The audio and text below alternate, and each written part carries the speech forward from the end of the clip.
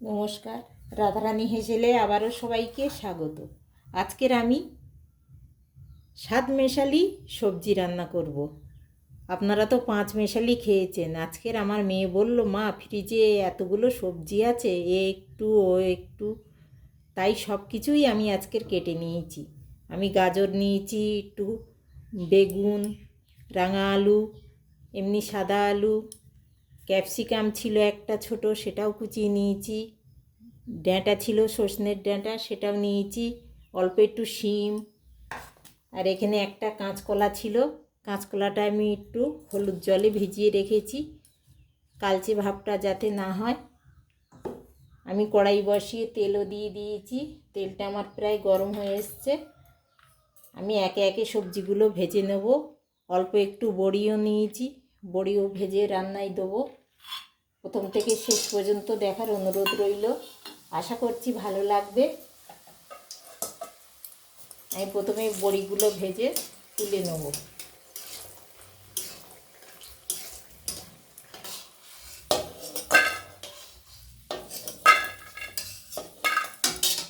তারপর আমি সজনের ডাঁটাগুলো ভেজে নেব। একটু লবণ হলুদ দেবো।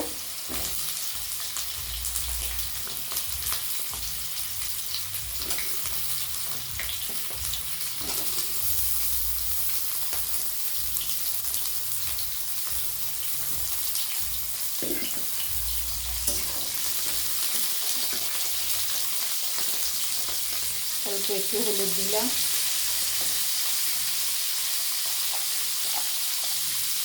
লবণও দিয়ে দিলাম। এইভাবে আমি সমস্ত সবজিগুলো একে একে ভেজে নেব, নিয়ে রান্নাটা করব।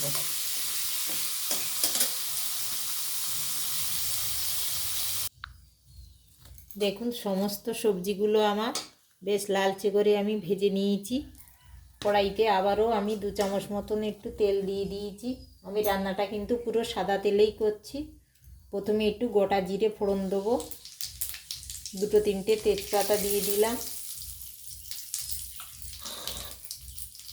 চেরা কাঁচা লঙ্কা নিয়েছি 2-3টে, আর কয়েকটা মটরশুঁটি ছিল, সেই মটরশুঁটিগুলো ছাড়িয়ে নিয়েছি, আর কয়েকটি শিম একটু গাটা শুকনো হয়ে গেছিলো, তার দানাগুলোও বের করে নিয়েছি, এগুলোও আমি দিয়ে দেবো। ডিমি করে কেটে রাখা নারকেলের টুকরো, সেগুলো দিয়ে দিলাম।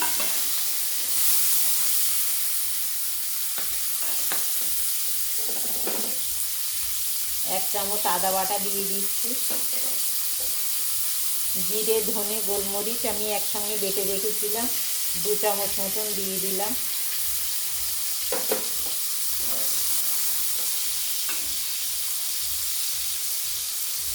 সেটা কাঁচা লঙ্কাগুলোও দিয়ে দিচ্ছি আমি, দিয়ে মশলাটা আমি একটু কষিয়ে নেব। হলুদ দিয়ে দিচ্ছি পরিমাণ মতো,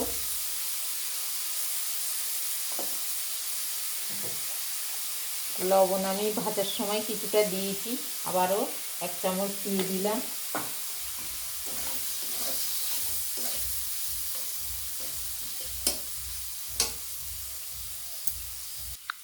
মশলাগুলো দিয়ে আমি বেশ কিছুক্ষণ ভেজে নিয়েছি। এবার আমি একটা বড় সাইজের টমেটো কেটে রেখেছি, ওটা দিয়ে দিচ্ছি।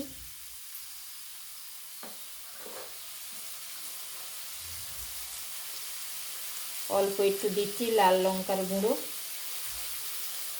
যে যেমন ঝাল পছন্দ করেন সেই অনুযায়ী দেবেন। নিরামিষ তরকারি বেশি ঝাল হলে আবার ভালো লাগে না। অল্প একটু কাশ্মীরি লঙ্কার গুঁড়ো দিয়ে দিলাম একটু কালারের জন্য।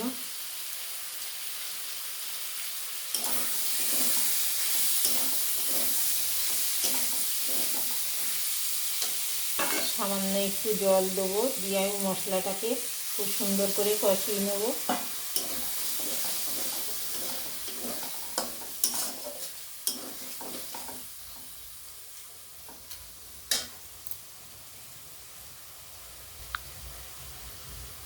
মশলাটা আমার বেশ ভাজা হয়ে গেছে, সাইড দিয়ে দেখুন তেল ছাড়তেও শুরু হয়ে গেছে। এবার আমি এখানে দেবো অল্প একটু টক দই, 2-3 চামচ মতো।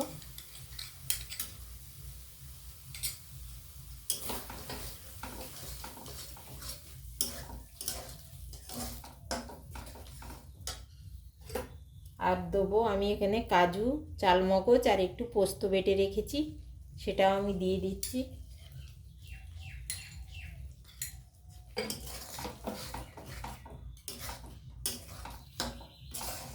দিয়ে আবারও কিছুক্ষণ আমি কষিয়ে নেব।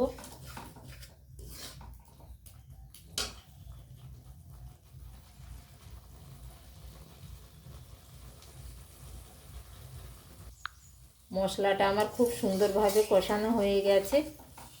এইবার আমি ভেজে রাখা সমস্ত সবজিগুলো দিয়ে দেবো।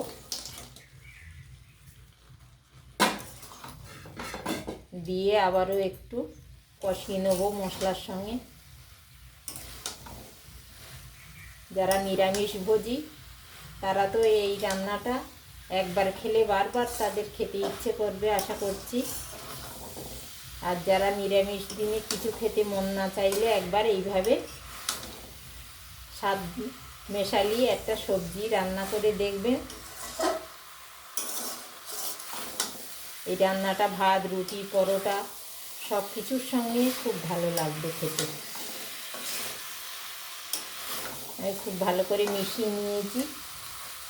মশলার পাত্র ধোয়া জল আমি দিয়ে দিচ্ছি কিছুটা।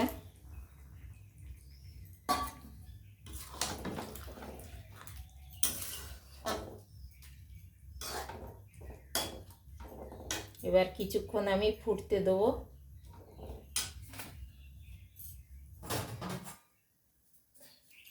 আমি ঢেকে দেবো কিছুক্ষণ।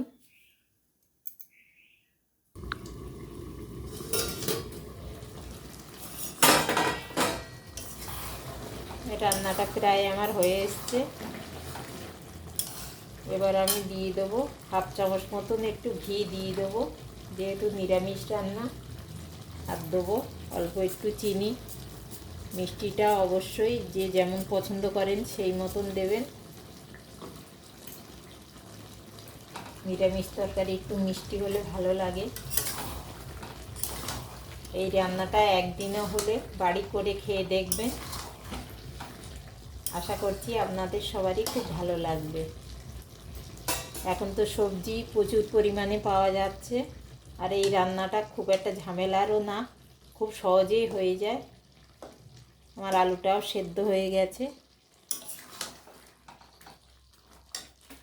কারেন্টটা চলে গেল। রান্নাটা আমার হয়ে গেছে। এবার আমি আলাদা একটি পাত্রে নামিয়ে নেব।